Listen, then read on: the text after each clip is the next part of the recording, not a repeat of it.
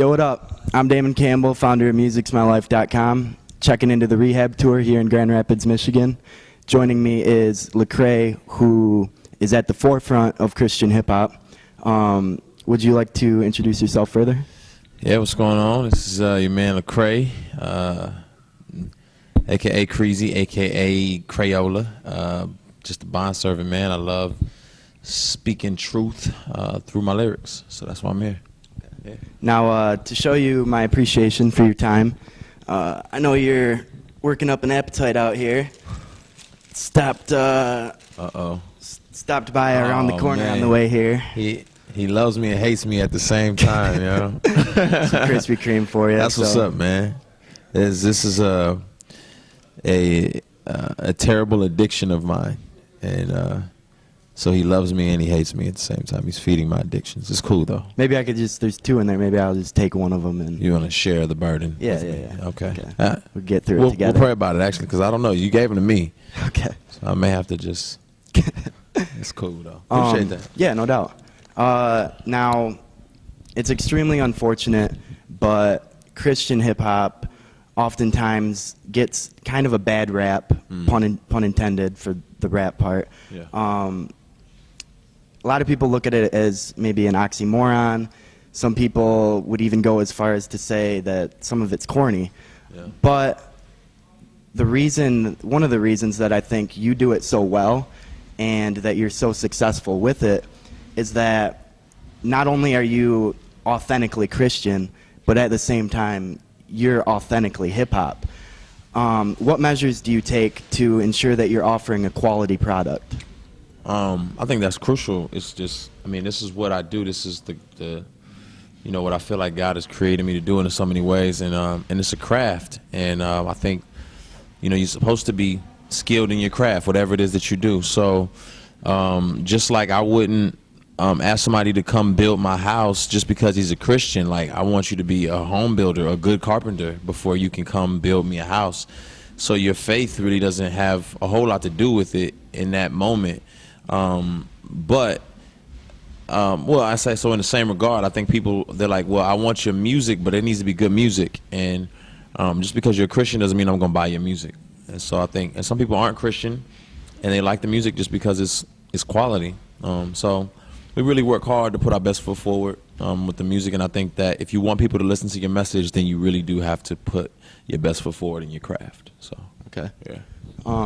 Now, in Jesus Walks, Kanye West says, "So here go my single dog, radio needs this." They say you can rap about anything except for Jesus.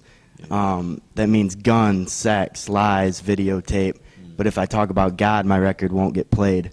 How do you overcome this misconception that Christian music is, you know, meant to condemn the listener, so that you can not only be embraced by the religious community, but reach out to the secular world as well?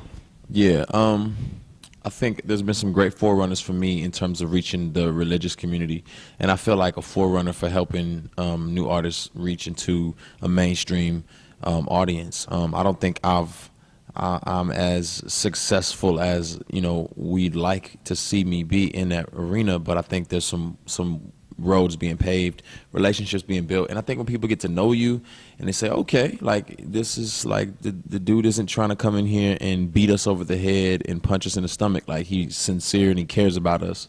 And so I think for a long time it was just seen like, oh, the Christians are here to smash and condemn us, and that's not true. You know, some of us are worse than you are in terms of character, in terms of lifestyle, but we still have an unending hope, and that's the hope that we're trying to present to people. So I'm trying to present people hope. I'm trying to present people truth and answers and purpose, not you know, beat them up and tell them how horrible they are. I mean, some of them already know they're horrible, but they don't know what the solution to that or the root of that horribleness is. So that's what I'm here to do. Now, as somebody in music who's, you know, almost representing the exact opposite as this group of people, I feel like it's important for people to hear your perspective on this. Tyler, the Creator, Yeah. who is an unashamed atheist.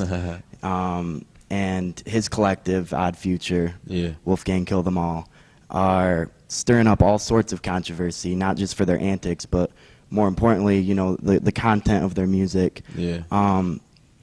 Lecrae, as somebody who with your own music spreads the word of the gospel, what's your take on their movement? And do you feel like their music is, and again, I don't know if how much of it you've heard, but if their music is kind of devil worshiping?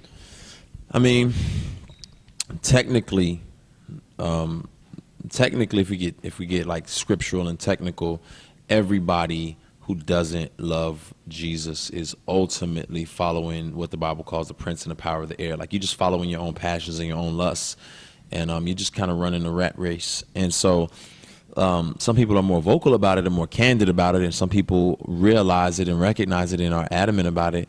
I wouldn't say when I listen to their music that they're like these well thought out atheists who have this robust view of theology, and they're like, so this is the choice I'm making. It sounds like just teenage angst and just rebelliousness and just wanting to go against the grain in every way possible. And like, it sounds like, man, I don't want any authorities over me, and I don't want any body trying to make me believe or think what I don't want to believe and think. And that's not hard to refute. Like, it's easy to refute that. Like, if I could sit down and have a conversation with them, I'd love to. You know, it's not tough to say, hey, man, listen, you haven't really investigated everything there is to investigate to make a conscious decision that Jesus is not Lord, and that, you know, when you're smashing on Jesus, when you're saying stuff on your album that smashes on Jesus, it's like, have you consciously thought about what you're doing? Probably not. You just probably just being rebellious. So if I were to interview Tyler, the Creator, what's something, because you mentioned if you had the chance to sit down and talk to him, what's one thing that you would like me to ask him on your behalf? I think ultimately something that I would ask somebody like Tyler, the Creator, is what do you live for? You know, and I'm sure he'd have a response. I live for X, Y, Z. And I'll say, well, why? You know, and whatever his answer is, he may have a why. And I'll say, is that good? And, you know, hopefully he would say, yeah, it's good. And I say, well, what is good? And where do you get your standard of good? Because standards have to come from somewhere. And if there's no standard of good or evil, then why live like, you know, your life is significant? Why pursue things? Why have dreams? Why have passions? It doesn't matter. Your life doesn't mean anything because there's no God and there's no standard and there's no purpose. So when you cry at the MTV Video Awards, you're excited for winning that. Why? Because it's significant to you. But it shouldn't be, because nothing matters. So you're the source of your significance now, and the only thing that matter to you. So now you're essentially God, and you're significant. But if you don't believe there's a God, then there's no such thing as significance, because there's no standard. And then he probably would be confused, and we'd have to have some more conversations. Okay. Lecrae, thank you so much for your time. It was great talking to you. Absolutely. You could pick up The Rehab Deluxe, The Overdose, yes, sir, and Man Up, not just the movie, but the soundtrack as well. Yeah, go get them. They're out now. There you have it. Yeah. Thanks, man. Appreciate it. Yeah. I was created by God, but I ain't wanna be like him, I wanna be him. The Jack Sparrow of my Caribbean. I remember the first created being, and how he shifted the blame on his dame for fruit he shouldn't have eaten. And now look at us all out of Eden, wearing designer fig leaves by Louis Vuitton, make believe it. But God sees through my foolish pride, and how I'm weak like Adam, another victim of Lucifer's lies. But then in steps Jesus.